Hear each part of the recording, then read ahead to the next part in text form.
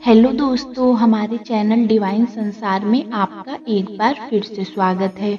दोस्तों, आज की वीडियो में हम आपको बताएंगे कि रोज स्नान न करने वालों को गरुड़ पुराण के हिसाब से क्या दंड मिलता है। वीडियो को शुरू करने से पहले आपसे एक रिक्वेस्ट है, अगर अभी तक आपने हमारे चैनल को सब्सक्राइब नहीं किया है तो प्लीज़ हमारे चैनल को सब्सक्राइब कर लीजिए।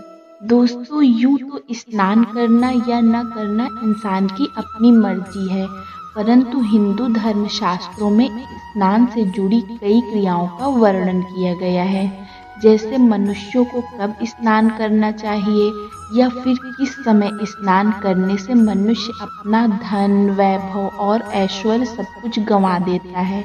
आइए जानते हैं। और साथ ही हिंदू पुराणों में स्नान के कई प्रकार भी बताए गए हैं, और तो और हिंदू शास्त्रों में वर्णित स्नान से जुड़ी इन बातों को विज्ञान भी प्रमाणित कर चुका है।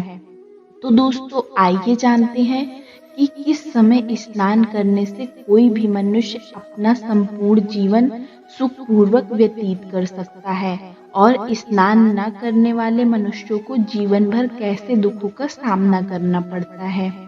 दोस्तों, गरुड़ पुराण के अनुसार जो मनुष्य प्रतिदिन शास्त्र में वर्णित क्रियाओं का नियमित रूप से पालन करता है, उसे ही दिव्य ज्ञान की प्राप्ति होती है।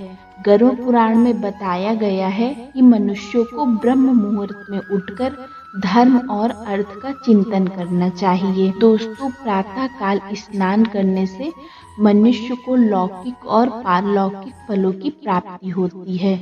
शौचादि नियमित आवश्यक क्रियाओं से निवस्त्र होकर पवित्र जल स्रोत में स्नान करना उत्तम बताया गया है।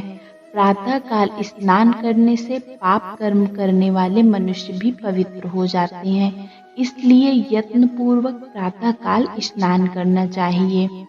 दोस्तों, गरुड़ पुराण में परम पिता ब्रह्मा जी गरुड़ को स्नान से होने वाले लाभ के बारे में बताते हुए कहते हैं कि रात्रि में जब मनुष्य शांति पूर्वक आराम से सो रहा होता है, तब उसके मुख से निरंतर लार आदि अपवित्र मल गिरते रहते हैं। इससे मनुष्य का शरीर अपवित्र हो जाता है, इसलिए सुबह उठकर धार्मिक कार्य करने से पहले स्नान करके इस अपवित्रता को धो देना बहुत ही आवश्यक है। इसलिए मनुष्यों को चाहिए कि वे प्रातः काल उठकर नियमित आवश्यक क्रियाओं से निवृत्त होकर सबसे पहले स्नान करें और उसके बाद ही कोई धार्मिक कार्य करें। गरुड़ पुराण में ब्रह्मा जी कहते हैं कि बिना स्नान किए धार्मिक कार्य करने से कोई फल नहीं मिलता।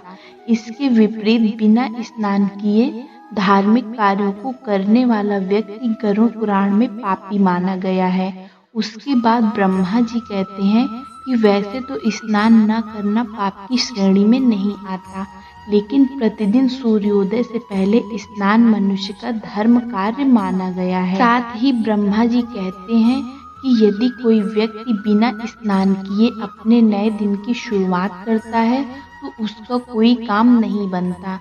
इसका कारण ये है कि बिना स्नान किए व्यक्ति के आसपास नकारात्मक शक्तियां घेरा बनाए रखती हैं और धर्म शास्त्रों के अनुसार नकारात्मक शक्तियां वहीं वास करती हैं जहां अपवित्रता का वास होता है।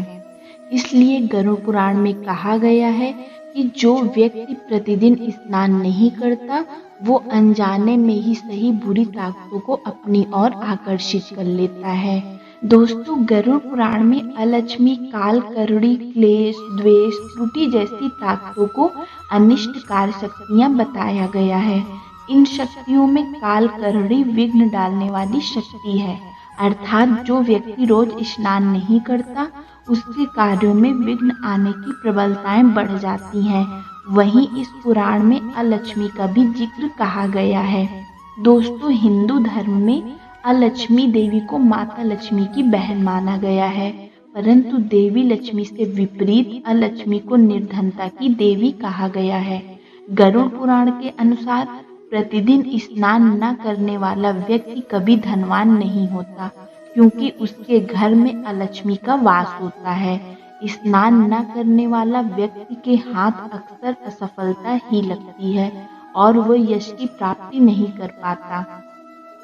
इसके अलावा गरुड़ पुराण में ब्रह्मा जी ने कहा है कि स्नान न करने वाला व्यक्ति अपने निजी जीवन में भी क्लेश से घिरा रहता है।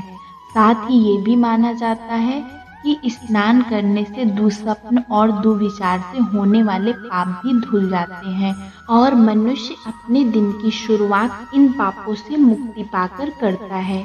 दोस्तों, आपको ये भी बता दें कि स्नान करने का सही तरीका क्या है। सबसे पहले पांव पर पानी डालकर कंधों या फिर सिर पर पानी डालना है।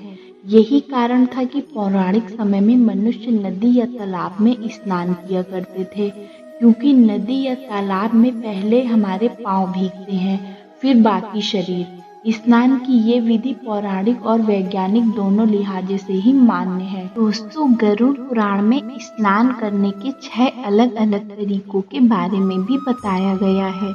इन तरीकों में सबसे पहला तरीका है कायिक स्नान। ये तरीका अमूमन बीमारी व्यक्ति प्रयोग करते हैं। कायिक स्नान वो है जिसमें मनुष्य सर पर पानी डाले, बिना स्नान करे या फिर किसी गीले वस्त्र से अपने आप को स्वच्छ कर ले। इसे भी गरुड़ पुराण में एक प्रकार का स्नान ही माना गया है। स्नान का दूसरा प्रकार वारुण स्नान। वारुण स्नान जल में डुबकी लगाकर किया जाता है। गरुड़ पुराण में तीसरा स्नान है दिव्य स्नान। धूप के साथ होने वाली वृष्टि में किया गया स्नान दिव्य स्नान कहलाता है। स्नान के चौथे प्रकार को इस पुराण में बेहद महत्वपूर्ण माना गया है। इस स्नान का नाम है वावव्य स्नान। गाय के पैर की धूल लगा शरीर को स्वच्छ करना व्यय स्नान कहलाता है। ये स्नान बेहद महत्वपूर्ण होने के साथ साथ बेहद पवित्र भी माना गया है। इसे सबसे उत्तम स्नान कहा गया है। अलावा गरुड़ पुराण में आगन्य स्नान का जिक्र किया गया है। ये वो स्नान है जो शरीर पर भस्म लगाकर किया जाता है। स्नान का अगला प्रकार है मंत्र स्नान। इस स्नान में मंत्रों को पढ़कर अपने ऊपर जल छिड़का जाता है। बता दें कि मंत्र स्नान और भस्म स्नान ज्यादातर पंडित और अघोरी करते हैं। इसलिए दोस्तों, अगर आपको अपने जीवन में सफलता के साथ यश भी प्राप्त करना है तो गरुड़ पुराणों के अनुसार आपको प्रतिदिन स्नान करना चाहिए। दोस्तों, हमारा ये आज का वीडियो कैसा लगा आपको कमेंट्स करके जरूर बताएं।